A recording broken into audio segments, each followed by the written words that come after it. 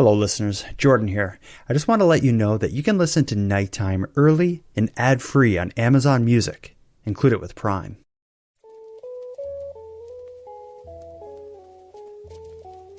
You are listening to Keep Canada Weird, a weekly weird news roundup by the Nighttime Podcast. Handsome Aaron Airport. Hold your drink up. Cheers to you, my friend. Oh, you don't have your Robbins mug. What's going on with that? I'm drinking straight out of the can tonight, buddy. We've often started the show by asking what each other is drinking. I don't want to do that tonight. Oh, really? I've got such a special drink. What did you have for supper tonight? Anything interesting? I had pizza. Ah, it's Tuesday. I had tacos. Taco Tuesday at my house. Taco Tuesday. Yeah, I get it. Carved pumpkins, 8 tacos, and I'm drinking Oreo-flavored Coke Zero. What do you got in your cup? I got 7-Up, but I'm wondering what's Oreo-flavored Coca-Cola? What's that like? It's delicious. You don't know about this stuff? Yeah. No, I've seen the cookies. Yeah, there's like the Oreo cookies that have like the colors of Coke on them and stuff. Well, there's a partnership right now between Coca-Cola and Oreo. So they have Oreo-flavored Coca-Cola Pop, which I think is delicious. And then they have Coca-Cola-flavored Oreos, the cookies, which are also delicious. In the the Coca-Cola flavored Oreo cookies, what they did to suggest the fizziness of pop is they put, Pop Rocks, those candy, they're mixed in with like the cream filling of an Oreo. So as you're eating it, it's kind of popping in your mouth, almost like drinking a pop. Wow. I highly recommend them. So does the pop taste like Oreo? Yeah, it tastes like someone crushed a bunch of like Oreos in my pop. It's delicious. It doesn't sound delicious. It's delicious. Trust me. But I want to get into something here. I want to hit reset on this entire show. I'm realizing now, in part due to a voicemail that I'm just about to play, that Diane, the cranky, angry person who brought so much hatred and negativity into our show with her hate mail that led to you getting people to send hate mail about me and blah, blah, blah. It's been on and on. Pat from Peterborough, I think, is about to hit restart on the whole thing for us. This voicemail is going to be the start of, maybe I'll call it a praise parade. What I want to do is be completely positive from now on. Here's Pat being completely positive. Aaron, it's Pat from Peterborough calling. And I'm calling in the spirit of praise, not hate. I just want to say, you're doing a good job. If you got old ladies calling up swearing at you, and you got women that are married and they're anonymous, but they're attracted to you, I think you're doing a good job. The podcast is at its best when you're getting hate mail, and the podcast is at its best when you're not Googling things. That is all. See what I mean? When we start the show with like praise and reinforcement that what we're doing is right, I think Peterborough Pat, it's the wind behind our backs. The wind in our sails. I just want to say how happy I am to finally hear from Pat after what I would call, some radio silence from him for a while. The last time we heard from Peterborough Pat was when he had called me out for Googling. And then I made a very strong college effort. A concerted effort. Yeah, to not Google at all. And it's really kept me on my toes. And I really thank Peterborough Pat for inspiring me to bring this show back to its roots. And that is of complete blindness to the facts. And that's exactly. That's what Pat likes about the show. That's what Diane hates about the show. And that mix is what makes this show great. But all that said, Peterborough Pat gave us the wind behind our backs to push us through this episode of Keep Canada Weird, a show in which we highlight the unique, offbeat, and unusual stories that played out across Canada over the past week. In this week's episode, we got some really good ones. I want to jump right into the first one because this is a story I'm excited to talk to you about. You've heard of renovictions, right? Yeah. So in Cole's notes, like in the simplest terms, what would a renoviction be? Why would someone do this? Well, basically, it's just a way to get someone out of the apartment. So you landlord would renovate the place and jack the rent up and rent evict somebody. So that, in essence, is a renoviction. But tonight we're going to be talking about something different. I don't know if the term has been coined yet, but I'm going to refer to this as a technoviction. For years, the senior citizens who live at Mont Carmel residence in downtown Montreal have been fighting with their landlord over what they believe are constant efforts to push them out of the building so the rent can be raised for new tenants. The latest stone tossed in this battle was tossed by the building owner, but it's a unique stone. The building is now home to a cashierless 24-hour convenience store where customers must use a smartphone app to enter and a credit card to pay. Here's the story. It's like this is going to be like a self-checkout on steroids. Here it comes.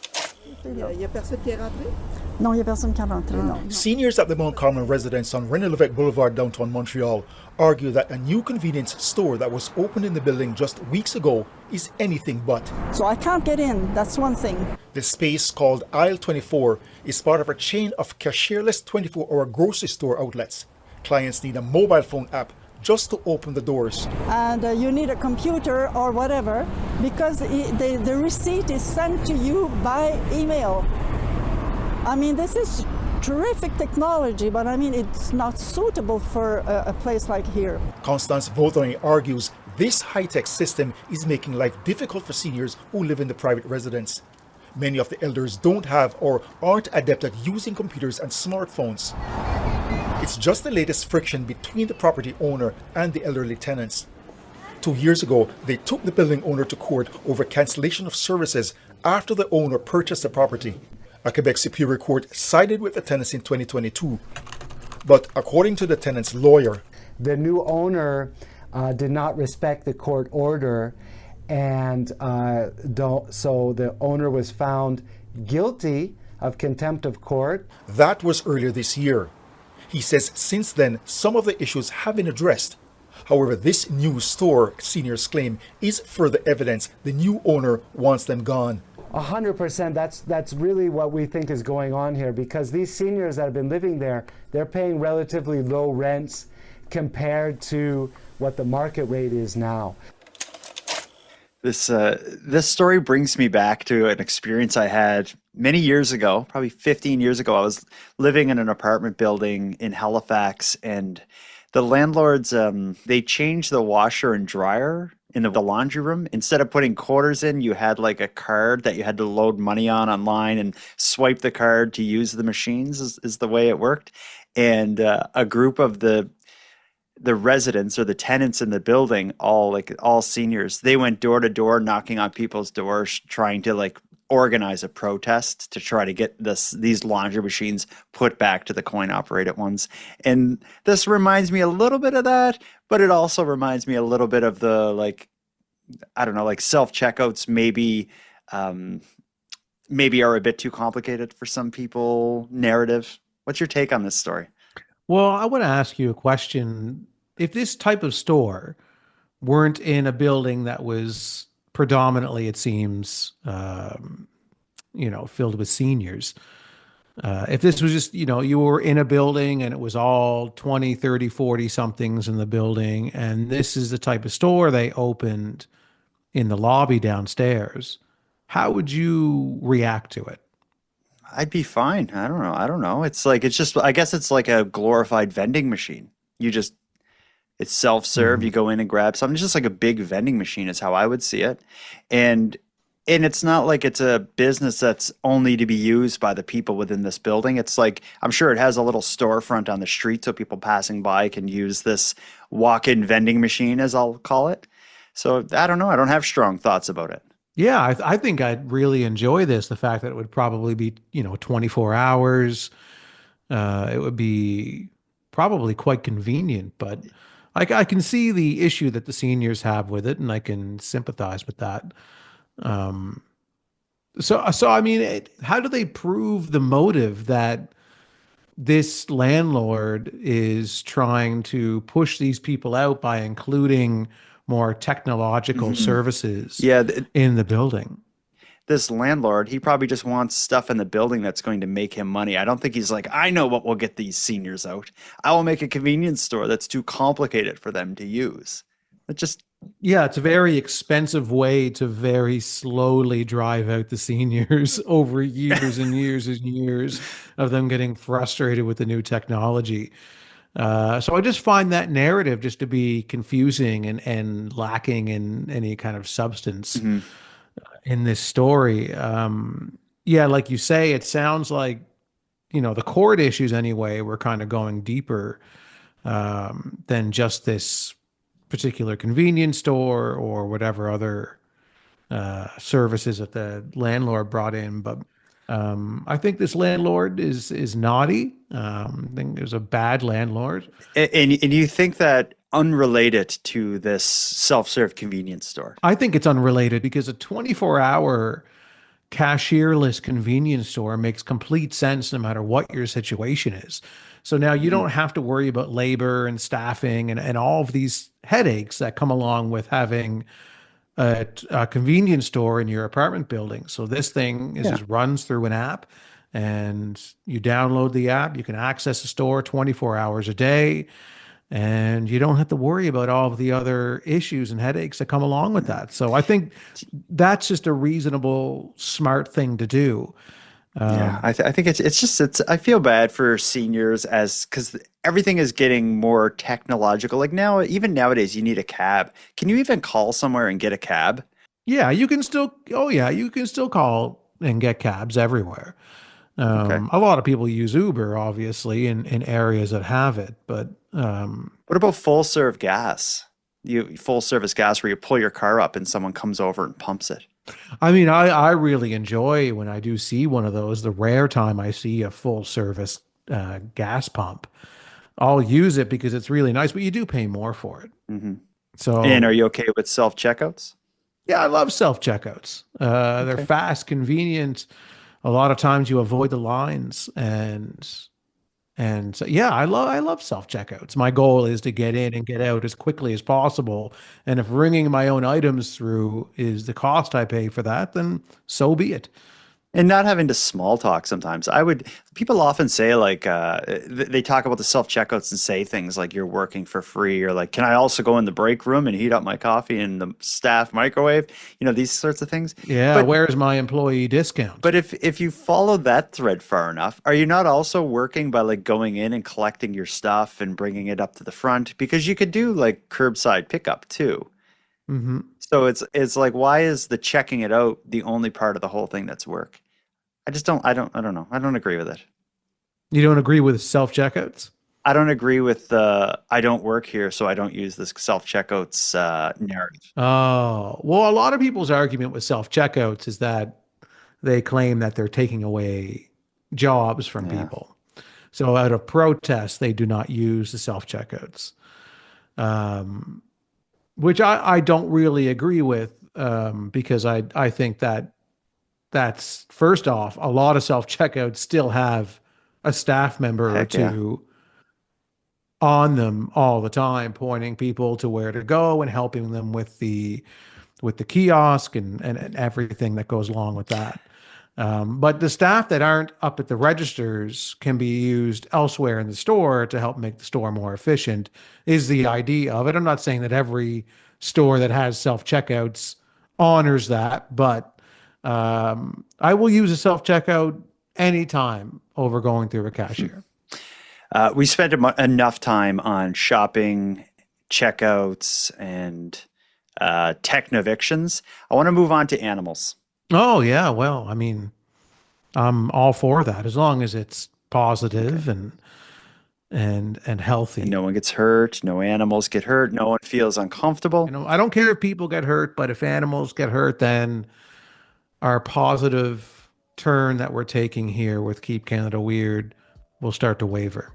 I will tell you before we get to it, people do get hurt in the next section. Okay, that's good, actually. I like that. Okay. Well, let's take a quick break. We'll come back with two tales of animals. Well, actually, no. One tale of animals and one tale of a ton of insects. Oh.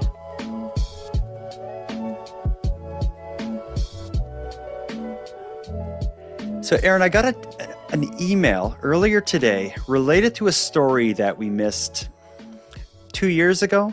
But the reason that our correspondent Jennifer shared this story is when we were covering the rat infestation in Canada, it reminded them of something that happened in their area. A similar situation played out in 2022 in North Bay, Ontario, except instead of rats, it was flies and awful smells that infested the neighborhood. The source, instead of a hoarder in a townhouse, it was a butcher shop that went out of business.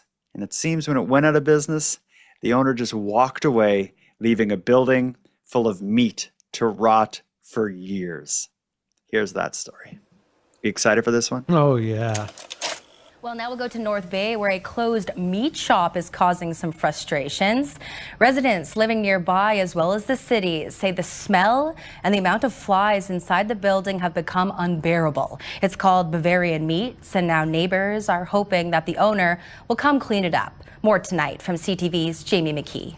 Flies cover the inside of windows at Bavarian Meats, and residents living nearby say the stench from the building is unbearable. Well, it's been quite bad with the smell, and the flies are terrible. When you open the door, house flies come in, and the smell, if the wind's coming from across the street, it's bad. We got together on Father's Day. My parents live on Wallace Road, directly across from Bavarian, and we went to sit out on their backyard where they have a beautiful little bit of country in the city, and the bugs drove us crazy, and we realized, oh my God, the smell was obnoxious. We couldn't sit outside. The meat shop shut down last fall, and now people in the neighborhood are wondering who's going to clean up the mess. City Councillor Tanya Vraybosch says it's a unique situation that doesn't have an easy solution under any municipal regulations. It was a very unique civil matter that nobody has jurisdiction to just go into a private business or dwelling, right, without cause. And so there was no building code issue. There was everything that we tried was not working. It's now to the point where we're saying, shame on the owners, go and clean it up. The city put up a notice on the Bavarian Meats building under the Clean Yards bylaw. It states that the garbage bins have a terrible odor and that the building smells because of what's believed to be rotting meat. As for the neighbors, they would like to see the property cleaned up. The longer it stays, the longer that meat rots in there, the worse it's going to get. It smells and it's absolutely disgusting because nobody should have to deal with a neighbor like that. The property is up for sale for just over $1 million, and CTV did reach out to Bavarian Meats for comment but did not hear back in time for broadcast. So with that story with the rat infestation in Canada, the horror moment was when we were hearing the rats in the walls actually screaming. In this, it's just the image of just flies just swarming in and around this building of rotting meat with the stench just flowing through the neighborhood. This is so disgusting and disturbing. Oh, it's awful. It's just, I've harped on property owners on this show in the past about leaving abandoned properties for, rodents and animals and God knows what else to overtake it. And it just brings down all the property values around it. And that just makes everybody's life in that neighborhood just unpleasant. And the smell of rotten meat is so gross too. Like I don't know if this is gross to say, but it's like you cook meat at home in like the little tray that the meat comes on from the grocery store. You throw that in your garbage can. It's like even the next day, if you don't like take your garbage away, like it smells bad. And the idea of like a building full of this stuff, and it's also the building had no power, so they had fridges and freezers full of meat that were unpowered. So it's just disgusting. How can they expect anyone to come in and pay over $1 million for this property, which is what they had it listed for, when they left all of this rotting meat and disaster zone on the inside? For like no one's going to want to buy it. Like, wouldn't you, when you're closing the place up and you're like, we're going to sell it, maybe we should take all of the meat out of it, clear anything that could be rotting out of it first, tidy the place up, and then put it on the market. But they just walked away from it, left everything in there, and then expect someone's going to pay $1 million for it. We have an update to the story though, because again, this all takes place. Like it went from 2021 to 2022. But just for people who want to hear the outcome of this, it is all settled now. If you have your notes there, Aaron, there's an article by a site called baytoday.ca that provides kind of the latest news in this story. It's about the actual cleanup of the building, if you want to read it. Sure.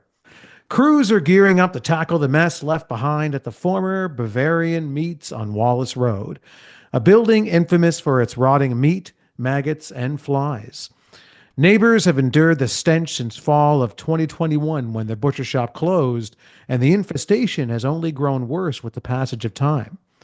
A Winmar restoration team entered the building last week in a full hazmat gear to begin prepping for the cleanup, using a generator to power equipment in the building that's been without electricity. Their plan includes freezing the decayed meat to make its disposal easier, a much-needed step as workers have reported swarms of flies emerging from freezers inside. Ugh, gross. One of the crew members who has been inside the building this week remarked that a swarm of flies that flew out when a freezer door was cracked open was unlike anything I've ever seen before. Winmar has notified neighbors that odors will be strong during the process and advising locals to keep their windows and doors closed.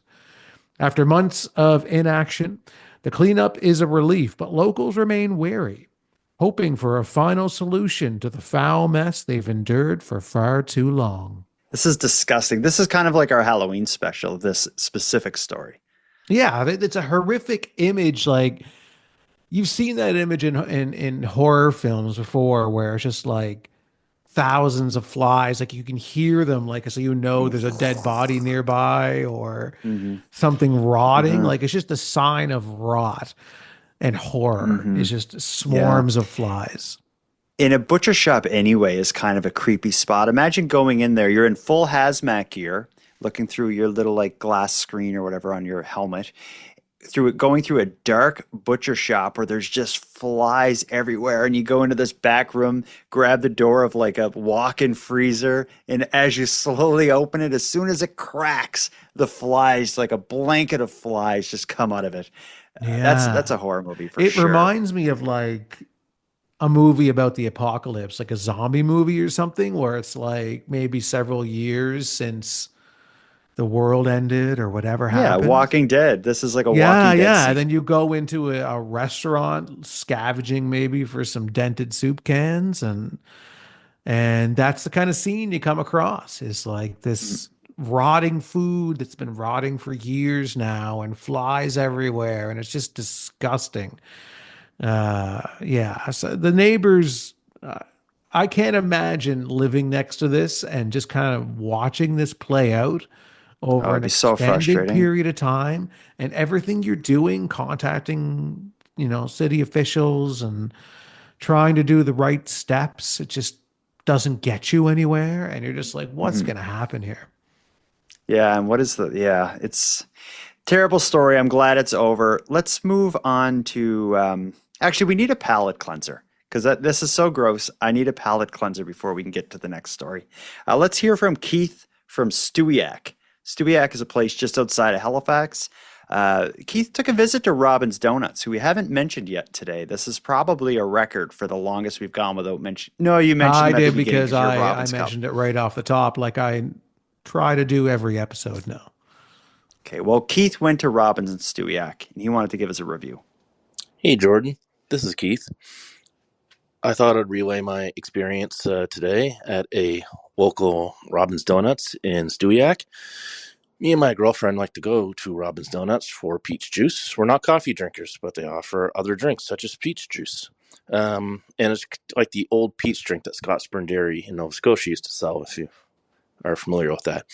Anyway, we went through for our peach juices through the drive-thru, and I had my dogs in the car. And the friendly staff at Robin's leans out the window, and the person that had taken our order and we're about to pay said, "Oh, what lovely, handsome, and beautiful dogs," because I have two. And she said, "Would you like a couple of complimentary robin's eggs for them? And I said, sure. So she passes them out. And all my time going to Tim Hortons, I've never been offered a complimentary Timbit. And the times I've taken my dog to the drive-thru for 2 Timbits, I've had to pay for them. So just thought I'd pass that along. Go Robins. The dog. I don't know if you could hear the dogs barking in the background. That was a nice added touch. I've often thought that was something that all coffee shops did. Like if you're going through the drive-thru, they'd have like a little dish of something that they give to like dogs in the back seat. To not do that seems cruel. But I'm glad Robin's Donuts didn't miss this opportunity to make Keith happy and his dogs happy too. I'm sure. Robin's makes the world happy. One peach juice at a time. But let's go on to the vicious turkey that's wreaking havoc in Ottawa. A bully has been terrorizing an Ottawa neighborhood, and it's not what you'd expect. A feisty turkey has been laying a trail of havoc across the community, charging at people, pecking at cars, and even intimidating delivery drivers. While some residents enjoy the daily turkey shenanigans, others fear the situation could escalate. Here's the story of the vicious turkey in Ottawa. Not even a horn will scare off this turkey. Go! I've used an air horn, but that just made him more angry. He came towards me instead of going away. Marcia Ellis and other residents of a River Ward neighborhood say a wild turkey has become a problem. He's aggressive. He comes right at you, and sometimes pointing his beak at you. I hadn't been there on the receiving end until 3 weeks ago on garbage day. And then I tried to leave in my car, and he rounded around the car and right in my face, picking stuff off my car. She's going to try and leave in the house with an umbrella for protection. This guy's big. He's probably about this tall with the top of his head. He'll chase people if they start to run, but he doesn't attack them. Ern Snyder has had to help courier drivers, too scared to get out of their vans. So I walked over and he opened a window and he pointed to the turkey. I said, no, there's no problem with the turkey at all. But he wasn't quite sure, so I pushed the turkey away. Still, he looks forward to the daily turkey visits in his yard. They eat the leftover seed from his bird feeders. And when the birds knocked off the seeds, they would come and eat there. But it can be a little bit disconcerting for people, particularly if you're walking with children and the tom comes up to you or starts to approach you. The male turkey and his family, known to many in the neighborhood. Usually they're not very aggressive, but one time I'm trying to pull my car out and I think they see the reflection in the car. And they go up to the car, they try pecking at the car. Feared by some, embraced by others. Absolutely. We consider them the mascot of our street, it's a welcome to see them in our backyard. The councillor for the area has heard the concerns. Like all wildlife, it's important not to feed them, to basically keep your distance. But also in a case where a turkey is being aggressive, you want to assert your own authority. Whether it's if you're doing gardening work, watering them with a hose, if you have a whistle, waving your arms. He says the city has no plans to remove the turkey. The city's position always with wildlife is to leave it alone. I love that story. Mm-hmm. I have so many parts from that clip that was my favorite. I don't know if I'm going to go with my favorite part of the story being like the counselor for the area suggesting like spraying the turkeys with hoses, or the woman who didn't like that she was kind of intimidated because they were pointing their beaks at her. Yeah, my favorite was the guy talking about the bird seed. Yeah, he was interested in the turkeys.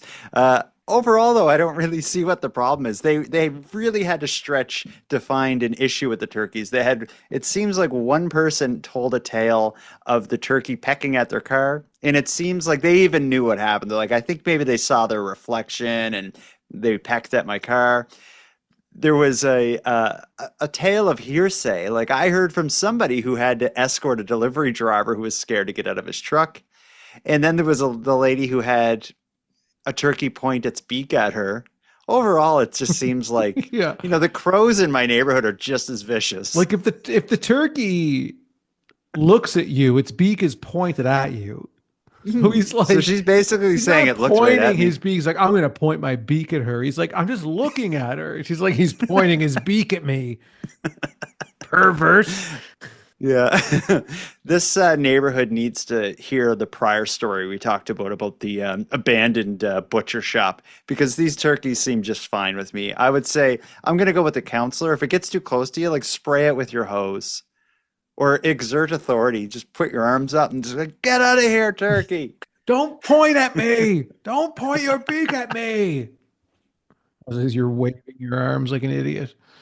There is a slow news day over there. This is like Jim, we need to send you down to a neighborhood in Ottawa. There's a big story playing out there. There's a couple turkeys, a family of turkeys, in the neighborhood, and there's reports of them pointing beaks. It's got to be something else I can sink my teeth into. Well, imagine this. This could play out differently. Imagine instead of being sent to investigate the turkeys, they're like, we need you to investigate those donation bins that pop up all over town. They must have a seedy underbelly to the donation bins that are in grocery store parking lots seeking, old clothes. You may think that's a boring story, but after this break, we're going to take a short break. And after this break, we're going to hear about the seedy underbelly and the organized crime network that seems to power donation bins in Canada.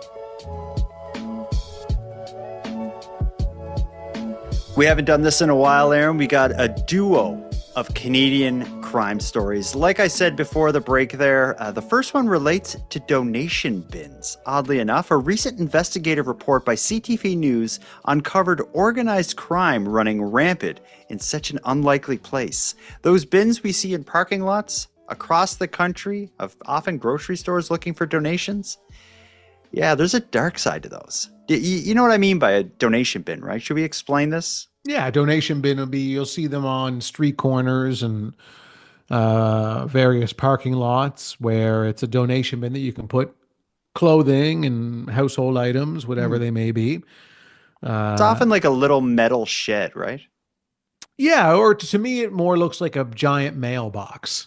Yeah, and you dump in your old clothes or... Yeah, and it would go to the Salvation Army or some kind of a charitable organization where the clothes would be sold for money to raise money for different causes. They're very good things. You would think they go to charity. I'm going to play the news clip now. This is just a short excerpt from a recent episode of CTV's W5, which is like an investigative series. They did a whole big thing on donation bins, and it was shocking. Listen to this. For the city of Markham, north of Toronto, this is a constant battle. City crews removing unlicensed clothing donation bins that seem to pop up again and again. Staff say around 200 times in the past 5 years. There are many questionable companies that are putting them there. Former Deputy Mayor Jack Heath says his council was tired of the mess and the disorder, so they identified and removed what he calls rogue bins. Things then took a violent turn. One city staff member was threatened and her tires were slashed. You shouldn't let people who are making threats, criminal threats, to stop the kinds of initiatives that make for a better city. It's a con job on the public that's donating. We met Toronto City Councillor Anthony Peruzza at a bin placed on school grounds without permission. I did some of my own work and discovered that in most cases, it's not a real charity. Or even more concerning, a W5 Freedom of Information request shows in the last 4 years, almost 1 in 5 city licenses bear the names of people who have faced criminal charges or are family members of convicted criminals. Bins of people like Pino Sagia, who has drug trafficking and conspiracy to distribute cocaine convictions from the 80s and 90s. He also has a charge from 2013 for smashing in the car windows of a bin industry competitor. He entered into a peace bond as a result. He wasn't listed on the records W5 obtained, but his wife was. She was the director of this charity, whose name is on these bins, but the CRA revoked its charitable status years ago. The city of Markham has removed most of the rogue bins now. Their licensed bins can be spotted by the city logo right on them. That's shocking to me because I can't imagine how criminals are making money from this stuff. My only guess is that it's an easy way to get truckloads of like used clothes and stuff that maybe they can sell off like by the truckload. Because there would be money in that, right? Like a truckload of this stuff. It just seems like if you're like a shady person, it seems like there'd be easier ways to do shady things to make money than rogue donation bins. Well, I mean, they could be shipping it overseas somewhere and And selling the clothes over there it just seems because, like that's a lot of work for a but bunch I of mean, the used clothes. inventory's free. And if you have stores somewhere, like if That's there are true. stores, then you could be selling this stuff and it's the same, scheme that Value Village has been doing for years now. Yeah, it's true. And yeah, and if you're cutting a bunch of corners, getting, you'd need some employees because it'd be a lot of work. So you'd have a bunch of minimum wage laborers kind of moving the stuff around, setting up the bins and collecting them. I guess it could be money, but maybe it's just also one of those things where it's like nobody would ever think about it. So you could get away with it for a long time before someone's like, there's a ton of bins around, probably more than we've given out licenses for or whatnot. And, someone complains and they catch on. Like they've probably been doing this for years.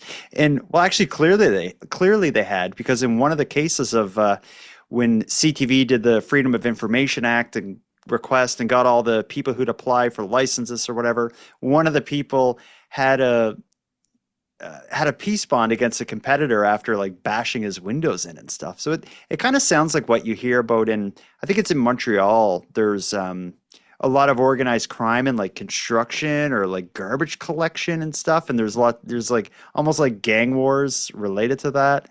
It's just weird, the stuff that goes on in our cities that you would never know about. Well, it's like a lot of these butter thefts as well that you're hearing about recently. We covered one of them on the show a number of months ago, but it was butter and ghee, like GHEE. Yeah. It was like a significant theft, but yeah, there's been a string of them since. Well, yeah, since we covered that, yeah, there's been a bunch, and they say it's all organized crime. So obviously, there's money in these items. There's money to be made, and when you're seeing violence happening around it, that guarantees you that there's a lot of money involved, because why else would people be getting so upset? Yeah. And yeah, And used times are clothing tough. used clothing to me, it's a hot ticket item because people want it. People want to pay less for clothes, and stores want to get free inventory to sell at a, marked up by 1,000%. And yeah, it makes sense to me. And and you can set up a couple of bins. You don't have to really do much legwork either. Yeah, you People drop just them off, drop pick the them up. clothes in, and then you check on the bins every now and then, empty them out, and then come back later on and empty them out again, and you have all these items. And if anything goes wrong, like the city takes your bin, what are you out like the $50 that like that bin would cost if you buy a bunch of them? Like it's very little risk. And also, what trouble could you get in for doing rogue bins? Like really what will probably happen is the city will collect your bin and get rid of it. But it's not like these people are going to face any repercussions for doing this. No, probably not. But yeah, it's interesting, but it will make me question next time I am going to donate clothes, because every now and then I'll round up a couple of garbage bags filled with clothes and drop Clean them out your off closet. somewhere. Yeah. And I'll definitely pause and think before I just randomly throw it in a used bin, clothes yeah. into a bin. It's funny, just after hearing this story, I never knew this was happening. I never would have expected there was like crime connected to donation bins. I went to the grocery store. It was a Sobeys earlier this evening, and there was like 6 or 8 of these bins. So it was all these kind of competing charities with bins all next to each other. So there's clearly money to be made doing this if all of these charities are getting involved in this. So yeah, I guess thinking about it now, I'm not surprised that some bad actors would drop off a bin and put the name of some fake charity on it. Weird. Yeah, the Jordan Bonaparte Foundation. Yeah. Yeah, drop off all your GI Joes that you don't want. And if anyone out there needs a closet cleared, but if you had a piece of land, You're allowed to put a bin up, aren't you? I'm on my own land, yeah, but I should put a bin on my front lawn. Yeah. Just see what happens. You'll get lots of Not a GI bit. Joes then. You won't have to leave the house to go to Value Village anymore. You'll just have your bin and at the top of your driveway, and everybody's garbage will be in it. Like, I don't even wait for garbage day anymore. I just drop my stuff off in Jordan's bin. Just all soiled, spoiled meat. Ugh. That would be a weird thing to do, to put a bin for donations on your front lawn or driveway. It would also be weird to drink and drive at work if your job is to work as an ice surfacer. Before we get into this story, is Zamboni a Canadian term, or would the whole world know what that is? I think the whole world would know. There are ice rinks all over the world. Yeah, but I don't know if they call it a Zamboni, because I think the actual name for that machine is an ice surfacer. So if you don't know if you do know, I'm apologizing right now for mansplaining Zambonis. But if you don't know, on a hockey rink or an ice rink, the ice needs to be like smooth for you to enjoy skating on it, I'm told. So what they have is they have this machine. It looks like, I don't know, like a tractor sort of thing, and it drives slowly across the ice, and it like heats up the ice that's directly underneath it, so it kind of like quickly melts and then freezes again. So if there's big scratches or gouges in the ice, it just like makes it all smooth again. I think that's what a Zamboni does. Is that right? It sounds pretty good. I mean, normally I Google this as you were, trying to explain it, but I mean, obviously I can't do that. You got to take a stab. I think it uses heat and it just melts and allows the ice to refreeze, and that's how it resurfaces the ice. How do you think it does it? Sandpaper? Sandpaper? No, sandpaper never crossed my mind. I always imagined it as a magical. No, don't say, no, you can't say I imagine it. You have to say confidently how it does it. There are little ice dusting elves on the inside of the Zamboni machine, and they have these magical brooms. And so you can't see them because of Zamboni, but it's basically, it's just like a box, kind of like a donation bin, really. Mm-hmm. And the ice elves are inside, and they have these brooms, magical brooms, and they're sweeping the ice as a Zamboni drives. And then there's just an ornament on top of a drunken man who sits on top of the Zamboni machine to make it look like it's being operated by normal human power. And exactly. And that also explains where the name Zamboni comes from, is because ice elves are from the planet Zamboni. And so we named the machine that. Yeah, well, it's more of an ancient elf town called Zambonica. All right, let's move on. The reason we're talking about Zambonis is because there's a crime story related to Zambonis in the news. You read the last one. I'm going to read this one. A Zamboni driver in Western Quebec has been arrested on suspicion of impaired driving after a low-speed crash at a hockey rink on Monday. Police in the region say the 25-year-old man was arrested after he drove the ice surfacing machine into the boards at a rink in Chelsea, Quebec, while cleaning the ice between two games. A 30-second video posted online shows a referee skating alongside the machine and its driver as it heads straight into the boards with a loud crash. Sergeant Martin Fournel of the MRC, which I think is a police force in Quebec, says several people witnessed the event, and one of them called police after seeing signs that the driver was impaired. He says police administered a sobriety test and then arrested the rink employee, who was released on a promise to appear in court at a later date. Police say nobody was hurt, but a door onto the rink was damaged. And I will tell you, I probably got 25 emails about this story. All from the Zamboni driver. Yeah, you better not bring me up this week on your show. Don't show that footage, Bonaparte. The footage is ridiculous because the Zamboni drives are really slow. So it's like slowly driving, and the referee is skating alongside it, probably pleading with the guy on the Zamboni, like, Jimmy, just get off it. You can't be driving the Zamboni. He continues to drive it right into the boards. And yeah, as the article says, you hear just like, whoa, big crash. And you hear people like kind of like moaning in the background of just like disgust and shock. Yeah, I don't find it that shocking or just disgusting, really. I assumed all Zamboni drivers were drunk. Really? Yeah, why not? You're driving so slow. How can the regular laws of society apply to you? Yeah, it is true. And you're kind of in a cage because generally when the Zamboni goes out, there's no one else on the ice. So there's the boards that surround the ice surface with the Zamboni driving about 3 kilometers an hour. So it would be like, I don't support or endorse drunk driving in any capacity, but if you were ever going to drunk drive, I think on a hockey rink on a Zamboni would be one of the safer places. Yeah, I agree. I mean, I gotta admit, I kind of feel bad for the guy now that he's been smeared in the media. Well, He's just doing his job.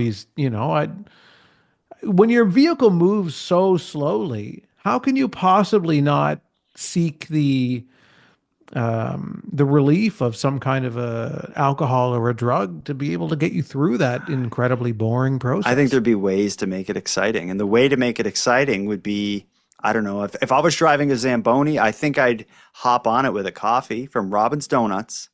And I would just sit back and enjoy my coffee as I slowly resurface the ice. Yeah, but then resurface that ice 800 times Yeah, and I then see know. if you're still able to have that kind of excitement from a coffee sitting not up. Like the first time I drove a Zamboni, I'd be like, oh, this is cool, But then like 800 times later, I'm like, if I'm not hammered when I drive the Zamboni, then I'm not driving the Zamboni. I get that. In the live chat of our YouTube live stream, Grumpy Chat says, "If this isn't rock bottom, I don't know what is."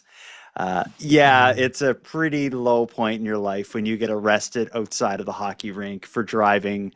No, not the arrest would be a low point, but I think doing the sobriety test next to the Zamboni at the hockey rink in small town Yeah. Quebec, it's a low point for sure. But I have another low point. If we can finish the show with this one, I like to finish the show with a voicemail. Last week, I called out for stories about Halloween costumes, and I did get one, and I think is maybe representative of a low point. But you be the judge of this.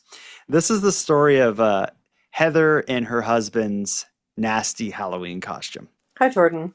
I just wanted to let you know about a couple of costumes that my husband and I wore probably about 15 years ago when we went to a friend's party. My husband went as a priest, and I went as a pregnant nun. I had a basketball under my nun's habit, and we thought they were quite funny, actually. So we get to the party, and it turns out that the woman that was having the party was actually good friends with her priest and invited him to the party. So he was there when we walked in, and I think he was quite mortified to see us. So we weren't there very long. Yeah. Anyways, I thought it was funny. He thought it was funny. Don't think the priest thought it was too funny, but whatever. It is what it is. That costume, a pregnant nun, I don't know if that's salacious. I've seen worse. In fact, you've probably seen worse in the news this week. Oh God, right. Yeah, that was right down the street from me. Yeah, because your hometown, and that's like, I think that may even be like international news, what happened in. Oh, that's all over the place now. Yeah, I've been seeing it on TikTok every second or third, flip that I make through TikTok. It's there. Let's talk about it for a second there, just because I don't know really what happened. There was some event in North Sydney, Cape Breton, Nova Scotia. Yeah, at the fire hall. At the fire hall, and it seems like a group of people went in dressed as. Were they dressed as Ku Klux Klan members, or were they dressed as ghosts that looked like Ku Klux Klan members? Because they have like white pointy hats. That's the question I asked first as well when I first saw the images of it. I was like, well, they could have been trying maybe to dress up as ghosts, but didn't realize how much they looked like KKK members. Like it's almost like the most innocent. One of them was holding a cross. Oh, okay. Because I was kind of thinking these are just the most innocent people in the world, and that's like they said like, wow, we look like three ghosts. Okay, the cross definitely changes it. Yeah, so that the cross convinced me that, oh no, they seems like they did intentionally dress up as KKK members, which is, well, how could you possibly think that anyone's going to find that funny, that it's not going to be horrific? And now look what they got themselves into now. They're, I don't know if anywhere mentions their names or who they are, but I'm sure the word is out of who they are. And yeah, they must be just. Well, you deserve it. If you think that Yeah. that's like a joke or funny, I know. yeah, it's, man, your Halloween costume, yeah, I would have no advice for someone who's dumb enough to do and just cruel and insensitive enough to make that a costume. But I'm also offended by sexy versions of horror characters. Oh, really? Why? Yeah, where it's like sexy Freddy Krueger, and it's like they'll take like Freddy Krueger Oh, Freddy Krueger is the best one to make sexy. or Jason or whatever, but they'll have like you go to like a Spirit Halloween and there's the boy version, which kind of looks like Jason or Freddy or whatever. Then they have the girl version, which is just like a sexied version of it. I find it so ridiculous. I don't find it ridiculous. Freddy Krueger is sexy. Jason from Friday the 13th is also very sexy. But what brought us to this whole topic was Heather's voicemail. Do you think that was a controversial costume? A pregnant nun with a priest? I mean, if I knew beforehand that there was going to be a priest there, then I might reconsider the idea. But if I was there and then someone told me, "Oh, my friend is here and he's a priest," I'd be like, I'm sure they'll get over it. Yeah, I think so. Yeah, I don't think it's a huge deal, but it depends. I mean, you got to know your audience sometimes. Certainly. One other thing before we wrap it up, I don't think I asked you this year if you were dressing up as anything. I can't reveal what I'm dressing up as at work on Thursday because we have a bit of a costume war every year with another organization that's in our building. Okay. And so last year they totally creamed us. Yeah. So this year we've got a very organized, very detailed response to that. And we'll see how it shakes out on Thursday. Okay. Well, I'm excited. We're recording this Tuesday, the 29th of October. So we're recording this just days before Halloween. I am so excited. I didn't spend any time on my own stuff. In fact, I've been the last 4 days nonstop making a costume for my oldest son, who's obsessed with Five Nights at Freddy's, and he wanted to do like a cosplay, like Five Nights at Freddy's thing. So we built a costume from the ground up, and I spent so much money and hours of sewing and gluing and cutting material, but it's awesome. We're excited to take it out on the mean streets of Halifax and get some candy. I love Halloween. I love Halloween too. In my new place, though, there's no trick-or-treaters, so I am going to really miss out on handing out Halloween treats this year. That's always my favorite part of Halloween was seeing all the costumes and handing out treats. And I love like making the treat bags and watching a scary movie while I do it. And then after Halloween, I get the leftovers. So I am going to miss that. So I think I might go and just buy a box of Halloween candy just for myself so that it feels like I have leftovers, and then I'll watch a scary movie that way. But well, I hope you have a great Halloween, Aaron. I hope you have a happy Halloween. But we got to put a bow on this. We've been through a lot tonight. We're turning over a new leaf going forward. Keep Canada weird. We'll embrace positivity. We will not tolerate hate mail from anyone except Diane. She's welcome back.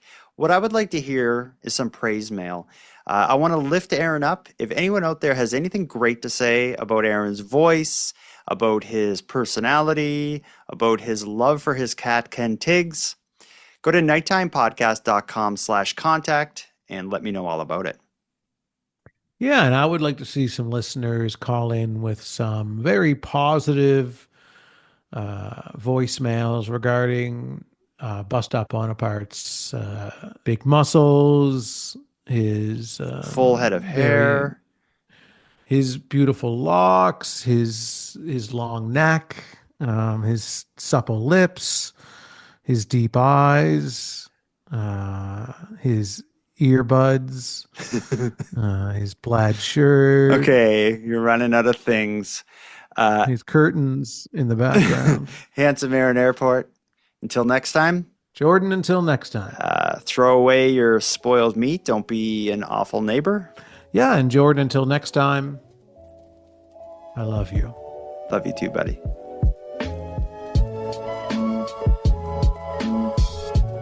I want to thank you for helping Aaron and I fulfill our mission to keep Canada weird.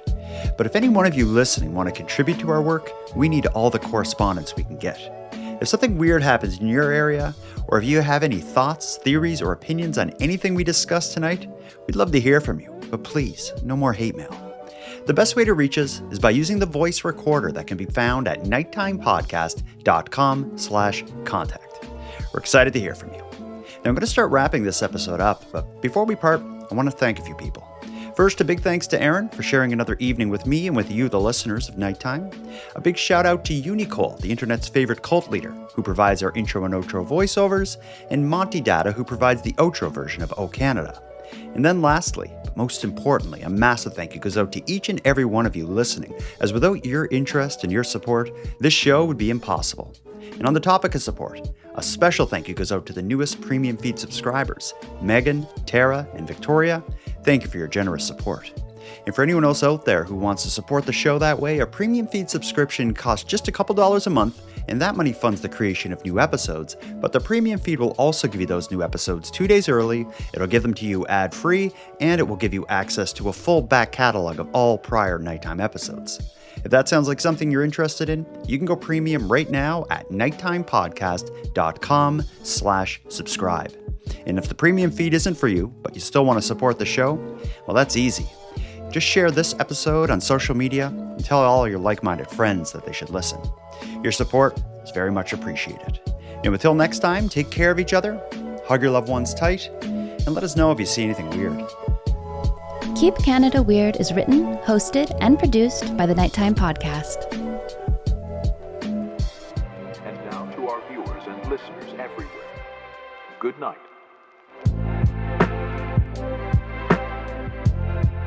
Do you want to make an ad? New Coca-Cola Oreo flavored soda pop. Just when you think that you didn't enjoy the taste of someone's backwash in your pop after they ate an Oreo cookie, turns out you actually do. Buy this.